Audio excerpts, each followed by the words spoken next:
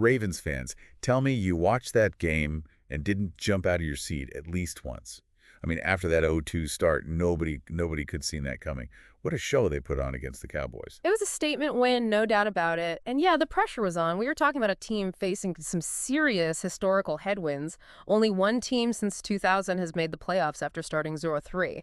This was a must-win, not just for the standings, but for the Ravens' whole identity. Okay, so let's break down exactly how they flipped the script. And for me, it starts with Derrick Henry. Yeah. The guy knows a thing or two about making a statement, especially in Dallas, 151 rushing yards, 2 touchdowns. And he practically did it in his own backyard. You know, he lives in Dallas in the offseason. Right. Talk about adding fuel to the fire.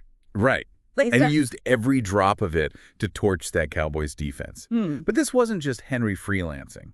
This was a team that needed to rediscover its run game.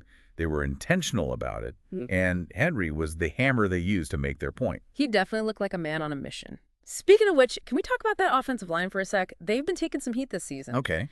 But against the Cowboys, they were straight up dominant. It was a performance for the ages, honestly. Especially considering who they were up against Micah Parsons. He's like a defensive weapon of mass destruction, lives in opposing backfields. But the Ravens' offensive line shut him down completely. The best part, same starting 5 as the previous weeks. Whatever they changed, whatever clicked, it worked. I can only imagine that offensive line group chat after the game. Parsons who? Oh, I bet the mood was celebratory, especially for a unit that prides itself on that kind of physicality. They imposed their will, and that's huge. Linderbaum said it best.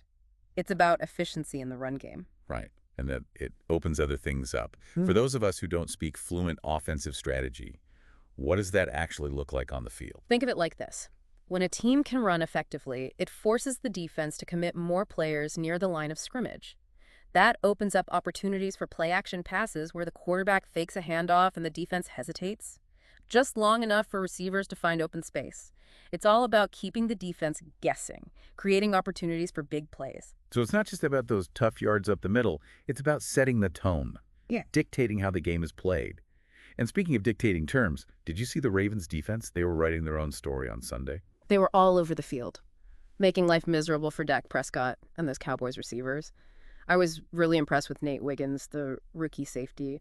That play he made on CeeDee Lamb in the red zone, turning point. I mean, talk about being in the right place at the right time. Lamb's there, this close to a touchdown, and Wiggins just erases it like it never happened. It's the kind of awareness you just don't see from a rookie. He knew exactly where to be.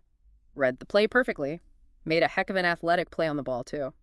So we've had this awesome run game, a defense that's making big plays. This is pretty good, right?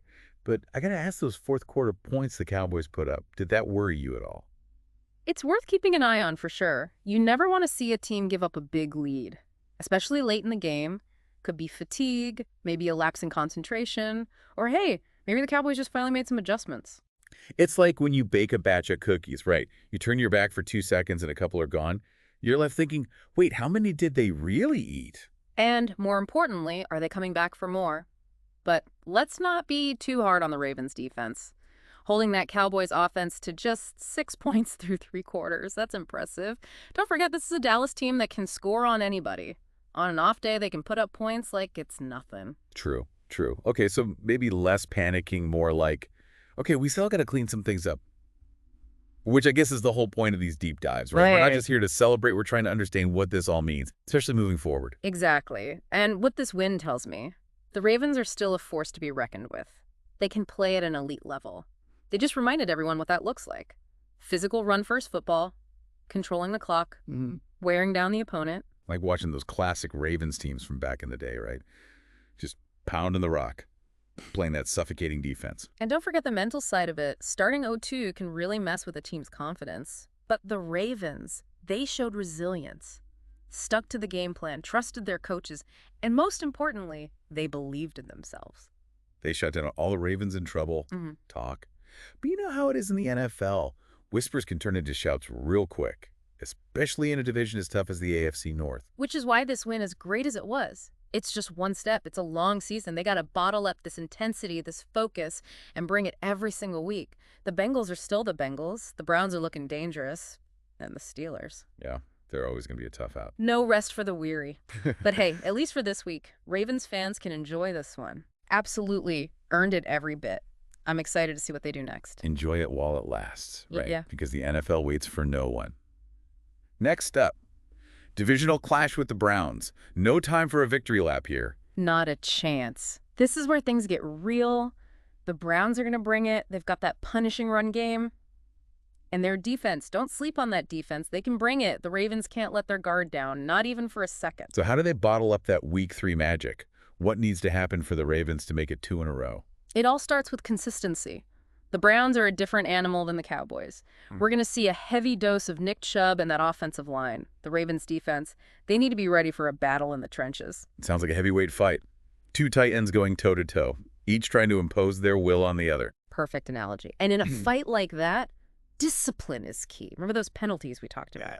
Yeah, the Ravens can't afford those mistakes against a team like the Browns. They'll make you pay for every single one. So minimize errors, match the physicality. Anything else? What's the key to unlocking a Ravens victory? Lamar Jackson. Don't forget about Lamar Jackson. Yeah, the run game was huge against Dallas. But Jackson, his ability to make plays, both inside the pocket, outside the pocket, that adds a whole other dimension to this offense. That unpredictability factor keeps those defenses guessing. Exactly. And hey, while we're at it, let's not forget about special teams. Field position is huge, especially in those divisional games. Those ones are always nail-biters.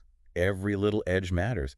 You know, stepping back for a second, this win against Dallas, it felt different. It felt like a turning point. Like the Ravens, we all know, are be-big-airy. It did, didn't it? They proved a lot of people wrong, myself included sometimes. But that's the thing about the NFL. It's not about how you respond to a loss. It's about how you handle success. Can they keep that edge? Can they treat every week like a new mountain to climb?